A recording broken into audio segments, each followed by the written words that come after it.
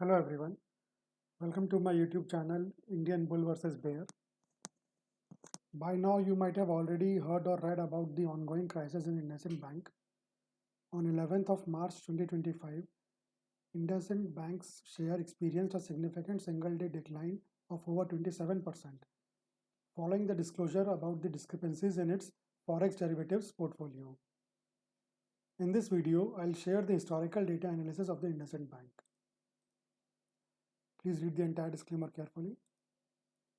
So the IndusInd Bank, established in April 1994, is the fifth largest private sector bank in India and is headquartered in Mumbai. The bank serves approximately 42 million customers through an extensive network of more than 3,000 branches and ATMs across India. It also has international representative offices in London, Dubai, and Abu Dhabi. It is a constituent of both the BSE Sensex and NSE Nifty 50 indices. Let's see the yearly returns of this bank in the last 21 years in this graph. So this is a line graph which shows the yearly returns since 2005. The returns is in terms of share price movement. So if you see in 2005, this bank gave negative returns of minus 3.72%. Again in 2006, it gave negative returns. In 2007, it gave positive returns of 169.26. In 2008, it crashed and gave a negative return of 70.55. In 2009, it skyrocketed and gave returns of 281.96%. 2010 too was a good year for this bank and it gave returns of 84.63. But in 2011, there was a huge correction in this bank and it gave returns of minus 14.72%. Then in 2022, again, positive returns, massive positive returns. 2023, almost negligible returns. 2014, again, very good returns. So it's quite evident here that it's a zigzag sort of pattern. You know, this is something this type. So even in 2024, this bank manages to give negative returns of almost negative 40%, and in 2025, in the first 3 months itself, minus 30%. So the takeaway from this graph is that historically volatile share price movement. This bank historically is a volatile share. It's not that just because of this one incident there was a sharp decline. Over the years, we can see that this is the norm for this bank. Let's move on to the next graph. This is the monthly returns graph, and this graph shows the returns in the last 21 years across every month, all the 12 months of the year. So in January, it gave positive returns 8 times and negative returns 13 times. In February as well, 8 positive and 13 negative returns. In March, in the last 21 years, it gave positive returns 11 times and negative returns 10 times. In April, it's 14 positive and 6 negative. In May, it's 13 positive and 7 negative. And in June, it's 12 positive and 8 negative. In July, 11 positive and 9 negative. In August, 12 positive and 8 negative returns. In September, 15 positive and only 5 negative returns. October, 9 positive returns and 11 negative returns. November, 14 positive and 6 negative. And December, 13 positive and 7 negative. So it's quite clear from these graphs that a correction of 15-20% is nothing new to for this bank. You see, here was a correction of more than 15. Here is a correction of more than 15. Here is a correction of more than 15. Another correction of more than 15. Another correction of more than 15. Massive correction. Massive correction. Another more than 15. Another more than 15. Two more than 15. This one almost close to 15. This one again more than 15. More than 15, more than 15 twice, another more than 15, another more than 15. So it's quite common for this sector, for this bank to she to see such a sharp decline every now and then. So as I said, regular large positive and negative swings are not abnormal for this bank at all. Let's move on to the next graph, which is the monthly swing graph. So this is the same thing that I have explained in the last graph, that across the 12 months in the last 21 years, you can clearly see that there are few months in which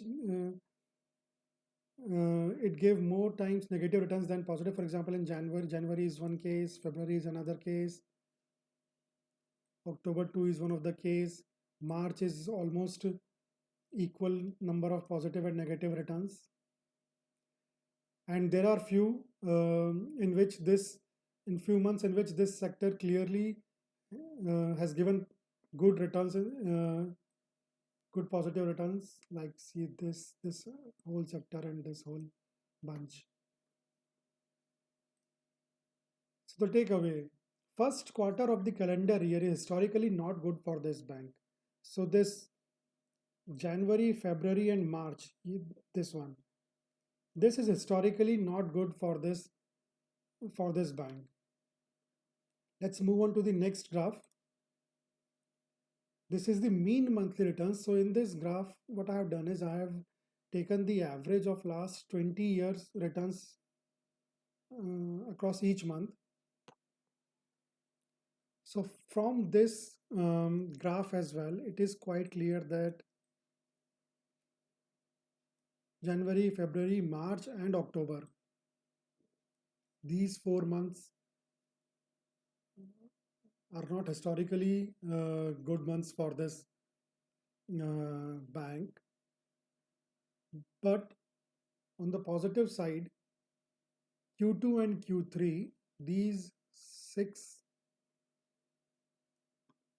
months of the calendar year, these are very good for this sector historically. So April is historically is the best month for this bank, with a average returns of 6.59% across last 20 years. September 2 seems to be very good. So is May, November 2.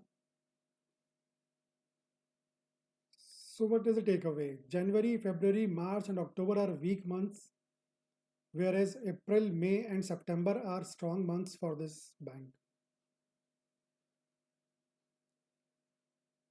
Let's move on to the last graph.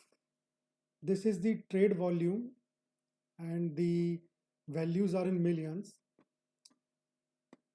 This dark green bar is for the trading volume average since 2005 till 2024. So last 20 years average across every month, trading volume average across every month. And this light green is for 2025.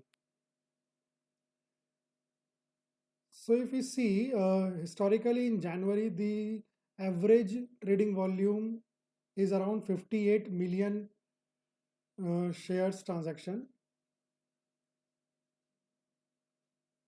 February it's 54.22, March is 72, April 67.1 million, and so on. But if you see in 2025, the volume has risen sharply. So if you see in January in 2025, the trade volume was 100 million, 100.87 million. In February, it's 137.42 million. And in March, it's a complete chaos at the moment. And It's 294.87 million only. It's all only mid-March at the time of recording this video, and it's already 294.87 million shares have been traded. So what's the takeaway? The takeaway is it is a massive panic situation in the market at the moment, and panic situation is never good for retail investors.